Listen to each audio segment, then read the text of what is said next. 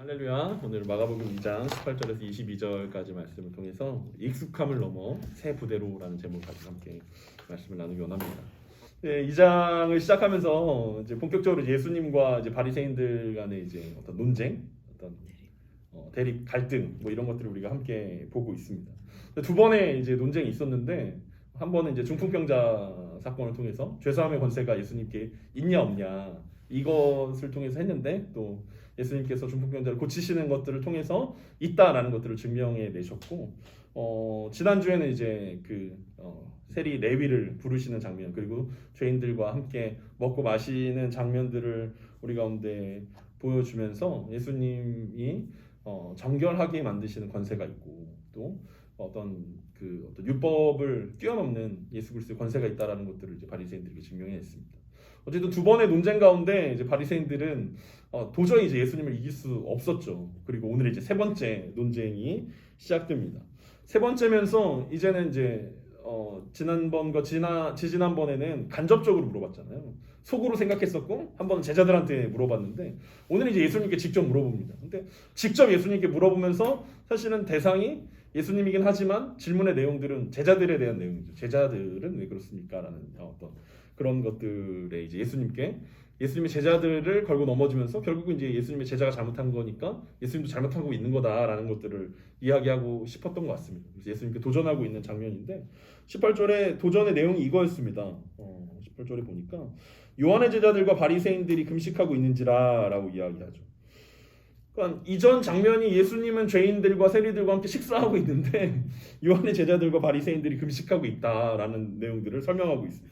극명하게 대조되는 모습들을 보여주죠. 그러면서 사람들이 예수께 와서 말하되 요한의 제자들과 바리새인의 제자들은 금식하는데 어찌하여 당신의 제자들은 금식하지 않습니까? 라는 질문들을 던지고 있습니다.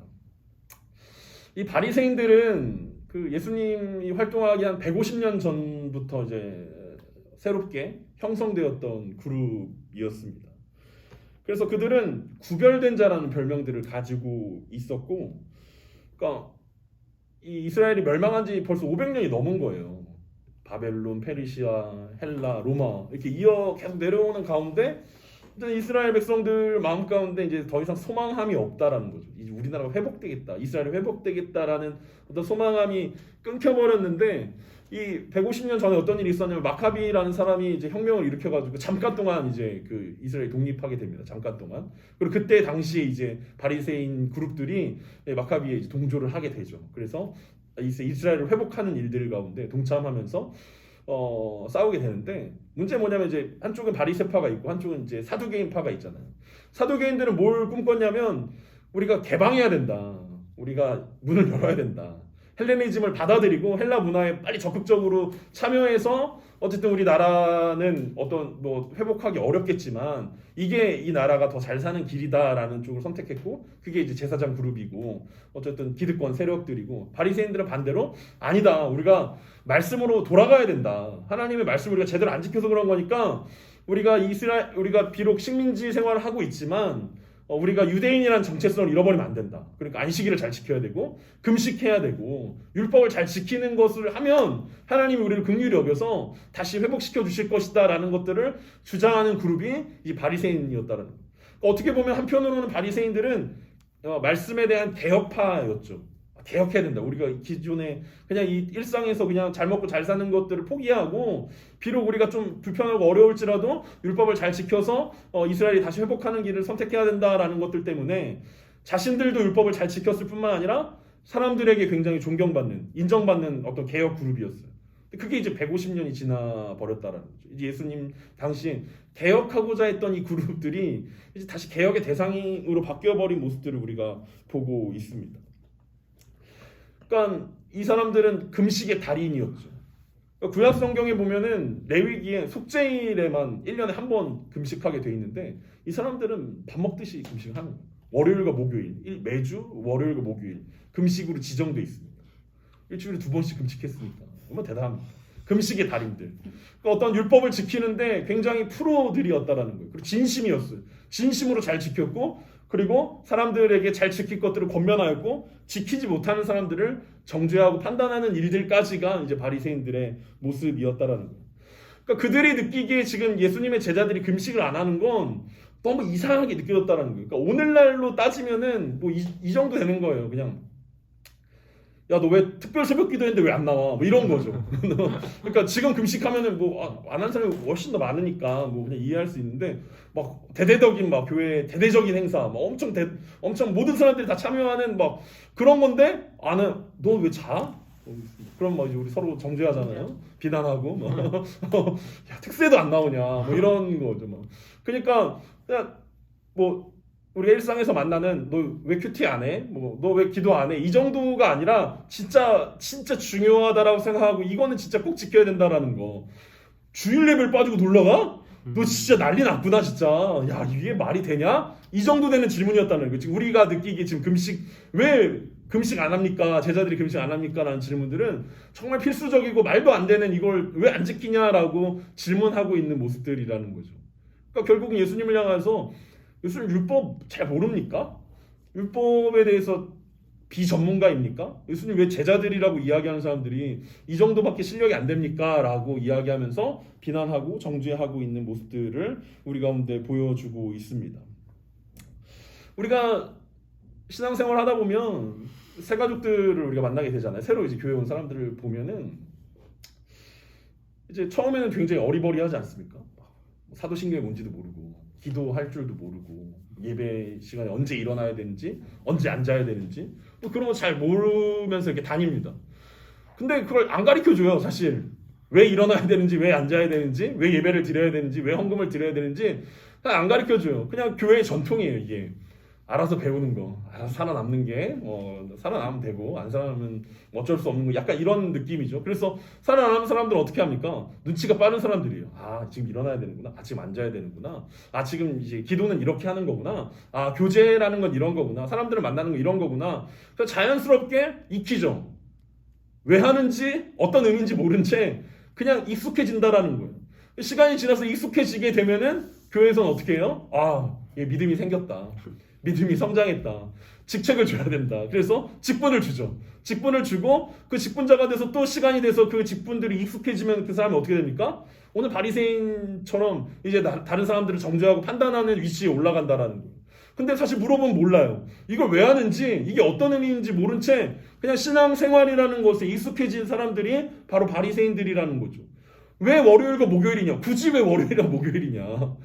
월화수 하면 안 되냐? 뭐 이런 생각들 할 수 있을 거 아니에요. 그리고 도대체 왜 금식하는 거냐 우리가? 금식의 의미가 있을 거 아니냐? 목적이 있을 거 아니에요. 그리고 언제까지 할 거냐? 뭐 이런 것들이 있을 텐데 그냥 바리새인들은 시험을 봐. 서로 바리새인이 되려면 시험을 보는 거야. 너 금식을 하냐 안 하냐? 율법 얼마나 잘 지키냐? 그래서 바리새인이 되는 거죠. 그리고 그것을 통해서 또 자기의 의로움이 늘어나는 거야. 아, 나는 의롭다. 나는 구별된 사람이다. 나는 꽤 괜찮은 사람이다. 이스라엘 사람들이 지금 다 그냥 먹고 사는 문제에 빠져가지고 하나님에 대해서 하나도 고민하지 않고 신앙생활이라는 것을 고민하지 않고 있는데 나는 얼마나 열심히 이렇게 하고 있냐라고 이야기한다라는 거죠. 문제는 무엇입니까? 신앙생활이라는 어떤 그 껍데기는 있는데 본질이 빠져버리는 거예요. 믿음이 사라져 버리는 거죠. 믿음 없이 예배를 익숙하게 드리는 거예요. 믿음 없이 기도를 하는 거예요. 믿음 없이 봉사를 하고 믿음 없이 교제를 하고 믿음 없이 선을 행할 수 있다라는 거예요.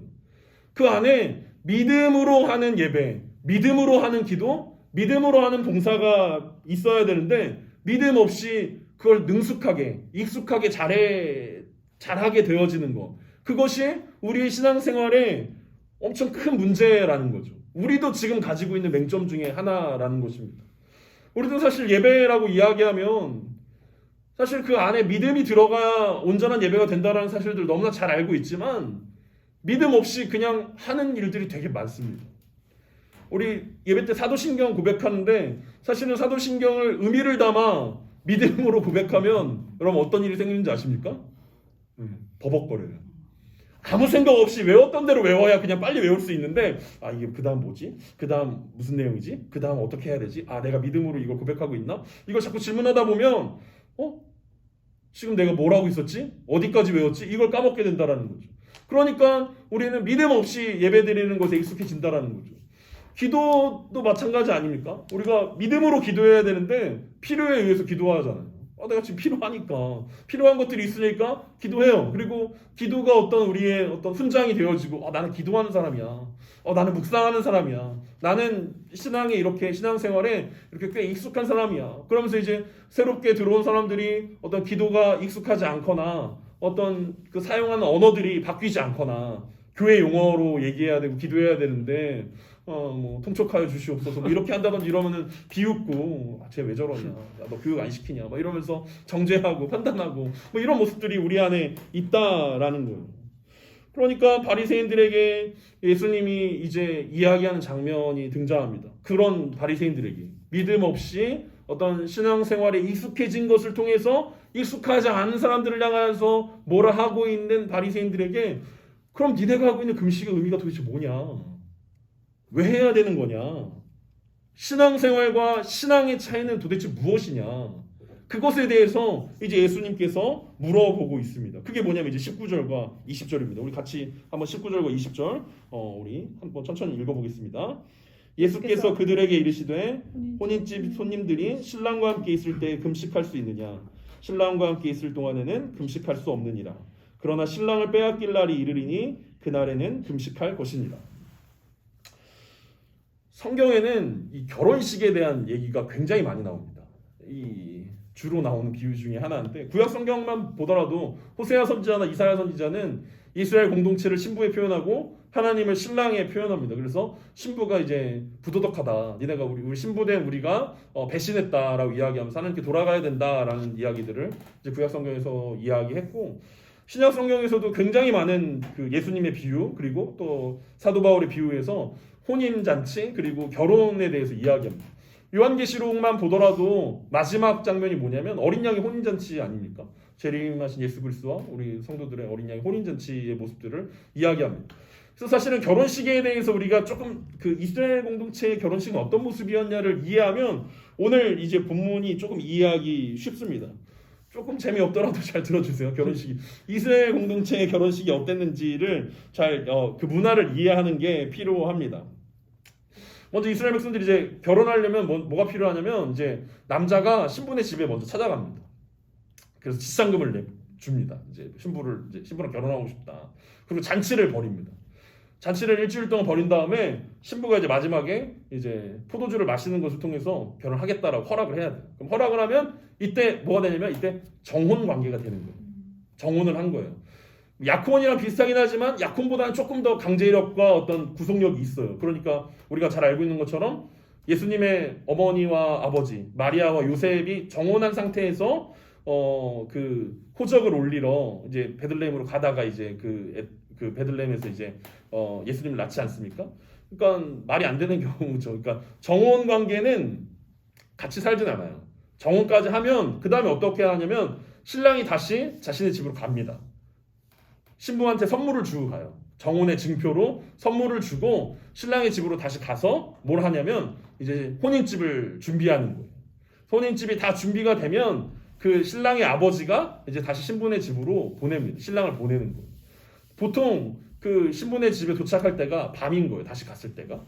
그래서 여기서 슬기로운 열 처녀 이야기가 나오는 거예요. 기름을 준비한 처녀들과 준비하지 않은 처녀.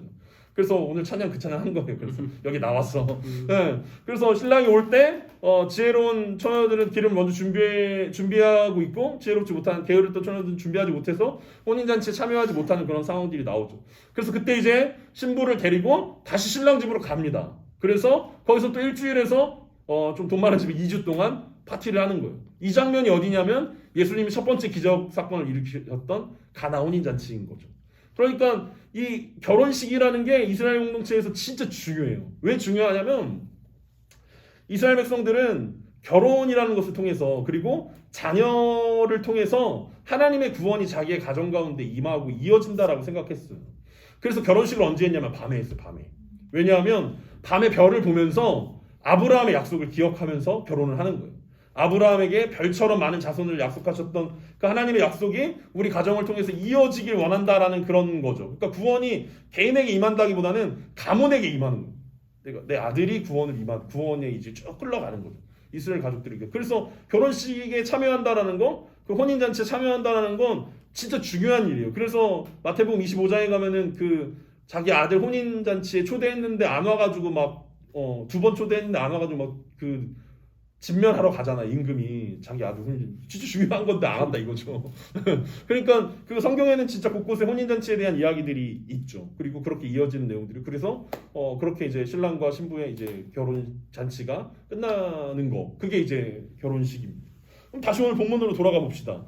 자, 오늘 본문으로 돌아가면은 어떤 내용인 것 같아요? 예수님께서 왜 금식 안 합니까? 라고 이야기했을 때 19절에서 혼인집 손님들이 신랑과 함께 있을 때 금식할 수 없다라고 이야기하죠. 그러니까 지금 신부의 집에서 정혼을 기념하여 지금 파티하고 있는 장면입니다. 그 장면이 거기에요. 그때 지금 누가 거기서 이 이스라엘 공동체가 진짜 중요하게 생각하는 이 가문이 지금 구원을 얻고 있는 그 귀중한 혼인잔치에 참여해서 나는 오늘 금식이야. 오늘 금식이야. 나 못해. 밥 못 먹어. 뭐 이런 거죠. 그리고 그 아까 얘기했던 것처럼 가나 혼인 잔치에서 예수님이 그 없는 포도주도 만드시면서 그렇게 중요한 잔치를 하고 있는데 나 오늘 금식이라서 나는 못 먹겠어. 이렇게 얘기하면 진짜 갑자기 분위기가 쌓여지겠죠. 이상한 왜 왔어 그럴 거면 뭐 이런 얘기를 듣겠죠. 그러니까 사람들은 아무도 혼인 잔치에서 나 금식이기 때문에 밥 못 먹어 이렇게 이야기하는 사람이 아무도 없었을 거라는 거죠. 그러니까 그것을 염두에 두고 예수님께서 이렇게 이야기하는 것입니다. 야, 손님들이 와가지고 신랑과 함께 있는데 어떻게 금식할 수 있냐? 신랑과 함께 있을 동안은 금식할 수 없다라고 이야기하는 거죠. 그럼 잘 생각해 보면 됩니다. 이 사람들 금식 왜 했을까요? 바리새인들이 금식 왜 했을까요? 보통 금식 왜 할까요? 보통 금식 왜 합니까? 네, 중요한 기도 제목이죠. 중요한 기도 제목인데 뭐가 중요했냐면 이 바리새인들에게 있어서 뭐가 중요했냐면 일단 앞에서 우리가 레위기에서 얘기했던 것처럼 속죄일에 금식을 기도하는 것처럼 자신의 죄의 문제 때문에 금식을 하죠. 죄를 슬퍼하는 게 금식인 거예요. 그 다음 중요한 일이 뭐였냐면 나라와 민족을 위해서, 그러니까 나라와 민족의 회복을 위해서 기도하는 게 금식이었다는. 그러니까 바리새인들이 금식한 이유는 자신의 죄의 문제를 해결하는 것과 그리고 이스라엘 공동체의 회복을 위해서 기도했다라는 거예요. 근데 오늘 예수님께서 신랑이 함께 했을 때는 금식할 필요가 없다라고 이야기했을 때 그 신랑은 누굽니까? 예수님이잖아요. 예수님 왜 오신 거예요? 바리새인들이 기도하고 있는 이 두 가지 기도 제목을 위해서 오신 거잖아요.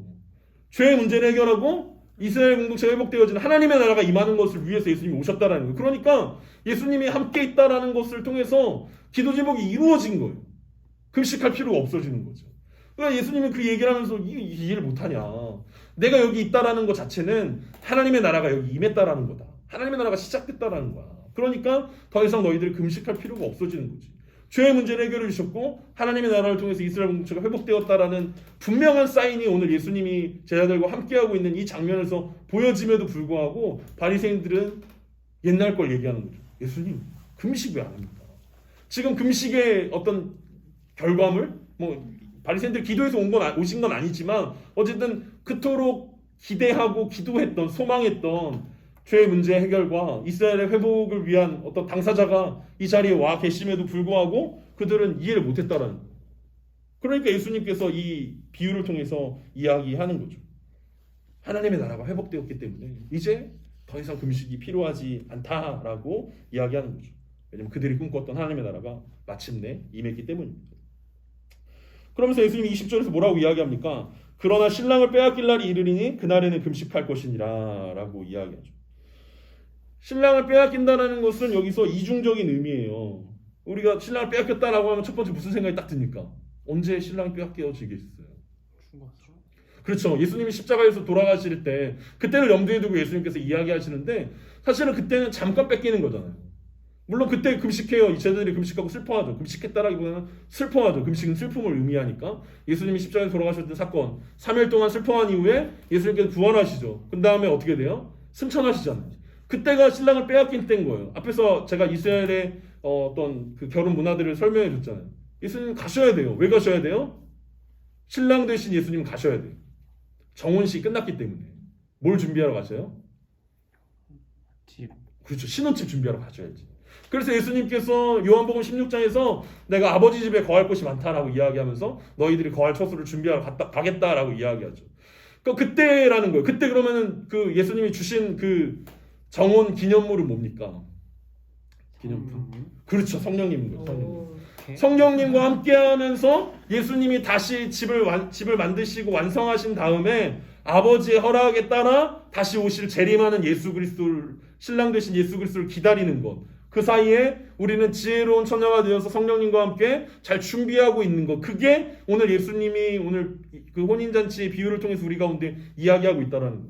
그러니까 그 신랑을 빼앗긴다라는 것은 이중적인 의미라고 앞에서 이야기했죠. 근데 또 하나의 의미가 있습니다. 그거 뭐냐면 앞에서 금식하는 사람들 한 명 더 있었잖아요. 한 그룹이 더 있었죠. 누가 금식하고 있었어요?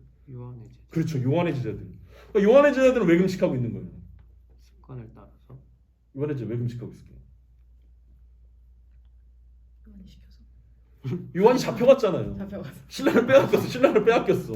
요한이 잡혀갔어요. 그러니까 그 제자들이 그것을 위해서 기도하고 있었겠죠. 물론 세례 요한과 이 제자들은 금식 그 바리새인들보다 더 금식을 잘하는 사람들이었습니다. 더 철저한 사람들, 금욕주의자들이었어. 그러니까 더 잘하긴 했는데 어쨌든 예수님께서 오늘 이야기하고 있는 것은 세례 요한의 제자들이 세례 요한이 사라졌기 때문에 금식하고 있는 것은 잘못된 거라는 거죠. 왜냐하면 세례 요한이 소개할 때 나는 신랑 친구다라고 소개했거든요. 나 신랑 아니다. 나 신랑 친구다. 그리고 예수님 소개하면서 신들매도 내가 감당하지 못한다라고 이야기했죠. 그러니까 세례 요한의 제자들은 자연스럽게 예수님이 신랑이라는 사실들을 기억하고 예수님과 함께하고 기뻐해야 하는 순간에도 불구하고 빼앗겼다라는 세례 요한을 빼앗겼다라는 것 때문에 또 슬퍼하고 금식하고 있다라는 것도 예수님께서 한 번 더 이야기하고 있다라고 생각할 수 있습니다. 중요한 것은 무엇입니까? 예수님이 이 땅 가운데 오셨어요. 그게 하나님의 나라의 시작이라는 거예요. 근데 하나님의 나라가 완성되진 않았어요. 왜냐하면 앞에서 얘기했던 것처럼 예수님은 승천하셔서 하나님 우편에 가셨어요. 그래서 우리의 집을 우리가 거할 하나님 나라의 처소를 준비하고 있어요. 이미와 아직 사이에 있는 하나님의 나라의 모습들을 오늘 어렴풋하게 보여주신다라는 거예요. 이걸 보고 이때 당시 사람들은 이해를 못했겠죠. 그냥 이제 혼인잔치 얘기니까 예수님의 첫 번째 의미들은 이해했을 것입니다. 야, 혼인잔치에서 누가 금식해? 아마 다 웃었을 거예요. 야, 혼인잔치에서 누가 금식해? 다 웃었겠죠. 근데 그 혼인잔치의 금식의 의미가 하나님의 나라로 확장이 되어져서 이 마가복음을 읽고 있는 자들은 이해를 했겠죠. 그러니까 마가복음 오늘 에피소드에 등장하는 사람들은 혼인잔치 이야기를 통해서 재밌고 맞아 금식 안 하는 게 당연하지 이렇게 생각했겠지만 그 다음 마가복음의 독자들은 하나님의 나라에 대한 이야기구나. 예수님이 하나님 나라에 가셔서 우리의 집을 준비하고 계시구나. 그리고 우리가 슬기로운 처녀가 돼서 하나님의 나라를 준비하는 자들이 되어야 되는구나 라는 그 사실들을 오늘 말씀을 통해서 우리 가운데 말씀하고 있다라는 거예요. 예수님의 초림과 함께 하나님의 나라가 시작되었고 예수님의 재림과 함께 완성될 그 하나님의 나라를 기대하는, 그래서 초림이나 재림이나 예수님으로 인해서 기뻐하는 사람들이 제자들이라는 거예요. 바리새인들은 어때요? 슬퍼하잖아요. 예수님의 오심이 그들에게 기쁨이 되지 못하잖아요. 예수님의 오심이 기쁨이 되어야 되는데 기쁨이 되지 못하고 늘 근엄하고 엄숙하고 시니컬한 모습들만 보여주죠. 신앙생활은 기쁨이고 누림인데 이들은 늘 살아오는 판을 걷는 마음으로 늘 내가 어떤 율법을 잘 지키지 못하는가 또 그런 생각들을 하면서 그렇게 살아간다라는 거예요. 그리고 그것에 몸을 맞추고 그 신앙생활에 익숙해지려고 노력하고 있다라는 거죠. 그들에게 예수님께서 두 가지 또 비유들을 더 던집니다. 여전히 기뻐하지 못하고 있는 바리새인들을 향하여서 왜 계속해서 금식에 대해서 물어보고 있는 이 바리새인들을 향해서 21절과 22절에서 이렇게 이야기하죠. 첫 번째는 뭐예요? 21절에 생배 조각의 비유를 이야기하고 22절에서 새 포도주 이야기를 합니다. 우리가 잘 알고 있는 것처럼 이 새 낡은 옷에 새 옷감을 붙이면 빨면은 어떻게 돼요? 네, 왜 해진다라고 얘기합니까? 그러니까 우리가 헌옷은 어떤 거예요? 이미 늘어날 대로 늘어난 거예요. 그리고 새 옷 조각은 어때요? 아직 늘어나지 않은 거죠. 그래서 그걸 붙이면 새 옷 조각이 이게 수축되면서 헌 옷까지 아예 찢어지게 만든다라는 거죠. 그게 예수님이 이야기하는 것입니다. 두 번째는 포도주의 이야기죠. 가죽 부대에서 새 포도주를 보관했는데 이 포도주를 발효시키면 거기서 이제 이산화탄소가 나옵니다. 그러면서 이제 가죽 부대가 점점 더 늘어나게 돼요. 그러니까 시간이 지날수록 가죽 부대는 점점 얇아지고 약해지게 되겠죠. 근데 그 오래된 가죽 부대에 새 포도주를 넣으면 어떻게 돼요? 터지게 된다라는 거죠. 그래서 오늘 예수님이 이 새 옷과 어떤 새 포도주를 통해서 예수님이 새로운 시대가 왔다라는 것들을 바리새인들과 제자들에게 이야기하고 있습니다. 유대인의 전통으로는 도무지 이해가 안 되는 장면인 거예요. 그러니까 유대인의 전통은 낡은 옷이고 헌 부대라는 거예요. 그리고 예수님은 새 옷 조각이고 새 포도주다라고 이야기하고 있습니다. 그러니까 신앙생활에 익숙해진다라고 해서 예수님의 이 은혜의 복음을 담아낼 수가 없다라는 거예요. 믿음으로 담는 건데 믿음이 새 부대가 되어져서 내 힘과 내 의로 하나님의 나라에 들어가는 게 아니라 예수 그리스도께서 이루신 그 일들을 믿음으로, 내 공로가 아니라 예수 그리스도의 공로를 믿음으로 우리가 하나님 나라에 들어간다라고 생각하는 것. 발상의 전환이 일어나야 되고, 그럴 때 우리가 새 부대가 되어져서 새로운 일들을 우리가 감당할 수 있는데, 이 바리새인들은 여전히 옛날 방식에 사로잡혀 있는 거죠. 왜냐하면 이미 이것이 100년 넘게 지속되고 있다는 거예요. 익숙해진 옷이라는 거예요. 옛날 옷은 입으면 편해요. 옛날 옷이거든요. 편해요. 몸에 맞춰졌기 때문에 그런 거예요. 근데 같은 사이즈 옷이라도 새 옷을 사잖아요. 안 맞아요. 왜냐하면 안 늘어났기 때문이죠. 늘어나지 않았기 때문에. 그래서 그걸 맞춘다는 건 쉽지 않아요. 그래서 그 오래된 옷을 벗고 새 옷을 입는다는 거, 오래된 가죽 부대를 버리고 새 부대를 갖는다는 건 굉장히 힘든 일들입니다. 사실은 은혜의 측면으로 생각해보면 굉장히 쉬운 일인데 그냥 받아들이면 되는 건데, 은혜구나. 이 은혜구나. 예수 그리스도께서 우리 가운데 은혜로 주신 것들이구나. 받아들이면 되는 건데, 지금까지 해왔던 익숙함 가운데 사로잡혀서 그 익숙함을 벗어난다는 게 바리새인들 가운데 굉장히 어려웠다라는 거. 뭘 해야 된다라고 생각했고, 내가 이루어야 된다라고 생각했고, 제자들은 아직 많은 것들을 모른다라고 생각했고, 그래서 저 사람들은 훈련이 필요하고 교육이 필요하고 뭔가 도움이 필요한 사람들, 어떤 이등적인 사람들로 생각했고, 나는 에이스고 나는 높이 있는 사람이고 내 말을 들어야 된다라는 어떤 그런 착각들 가운데 바리새인들이 살아가게 되었다라는 것입니다. 우리는 우리의 행함과 공로로 하나님과 사람들에게 인정받을 수 없다라는 사실들을 인정하십니까? 우리는 새 시대의 복음으로서 예수 그리스도께서 우리에게 은혜를 주시고 우리를 살리고 우리를 살게 하는 새 포도주라는 사실들을 인정하십니까? 만약 그렇다면 우리는 바울이 그렇게 끊임없이 얘기했던 율법이 아니라 은혜다, 율법이 아니라 믿음이다, 로마서도 얘기하고 갈라디아서 얘기하고 에베소서 얘기하고 계속해서 바울이 편지를 보낼 때마다 계속해서 율법이 아니라, 우리가 율법을 지키는 의로움이 아니라 예수 그리스도를 믿는 믿음이 우리를 새롭게 한다라고 얘기했던 그 외침들을 우리는 기억해야 할 것입니다. 그게 오늘 예수님께서 제자들과 바리새인들에게 하셨던 말씀이라는 거예요. 어쩌면 우리가 이렇게 새 부대가 되어가는 과정 가운데 있다라는 것이 우리 가운데 굉장히 어떤 기쁜 일이 아닐까라는 생각들을 합니다. 어쨌든 새 부대가 되기 위해서 우리가 뭔가를 지금 시도하고 있다라는 거. 근데 우리 지난번에도 얘기했지만 새 부대가 된다라는 것이 우리 가운데 쉽지 않은 일들이라는 거예요. 왜냐하면 그동안 우리가 익숙하게 해왔던 것들에 대해서 그것과 결별한다라는 것이기 때문에, 저조차도 이 40년 동안 익숙했던 이것들을 벗어버리고 새롭게 뭔가를 한다, 뭔가를 새롭게 해야 된다라는 것들에 대해서 생각한다는 게 쉽지 않죠. 왜냐하면 난 그걸 더 잘할 수 있기 때문에, 옛 부대가 내 몸에 더 맞기 때문에, 옛 옷이 옛 헝겊이 나한테는 더 익숙하기 때문에. 하지만 예수 그리스도를 통해서 이미 하나님 나라가 시작됐고 그곳 가운데 예수님은 새 부대를 초청하고 있지, 옛날 거 가져와서 막 자랑하고, 막 바울이 옛날에 빌립보서에서 나는 나은 지 8일 만에 할례 받은 자고 히브리인 중에 히브리이고 베냐민 지파고 가말레알의 문화에서 나는 이거 배웠고, 막 옛날 거 아무리 막 그 옛날에 뛰어난 스펙들을 아무리 들이밀어 봤자 예수님의 복음 앞에서는 아무것도 아닌 오래된 이야기라는 거죠. 그냥 아무짝에 쓸모없는 것들이 된다라는 거예요. 그냥 헌옷이고 헌 부대에 불과해 버리다라고 예수님께서 이야기하는 것처럼 오늘 우리가 예수님께 가져가야 되는 것은 새 마음입니다. 그리고 새 부대입니다. 그리고 그 새 마음과 새 부대가 되어져서 예수님의 복음을 잘 담아내는 그 일들이 우리 가운데 필요합니다. 포도주 대신 예수 그리스도. 그래서 예수님께서 최후의 만찬을 통해서 내 몸, 내 피를 마시라고 이야기하지 않습니까? 예수님이 피면서 포도주 준 거예요. 그리고 우리에게 채우라고 말씀하시죠. 그걸 채워서 우리가 예수님 다시 오실 그날들을 기대하며 준비하는 것. 그것이 우리가 해야 할 일들이라고 오늘 이야기하고 있습니다. 말씀을 정리하도록 하겠습니다. 예수님이 이 땅에 오신 것으로 하나님의 나라는 시작되었습니다. 그것을 믿음으로 우리는 예수 그리스도의 신부가 되었고 장차 오실 신랑 되신 예수 그리스도를 기다리는 중입니다.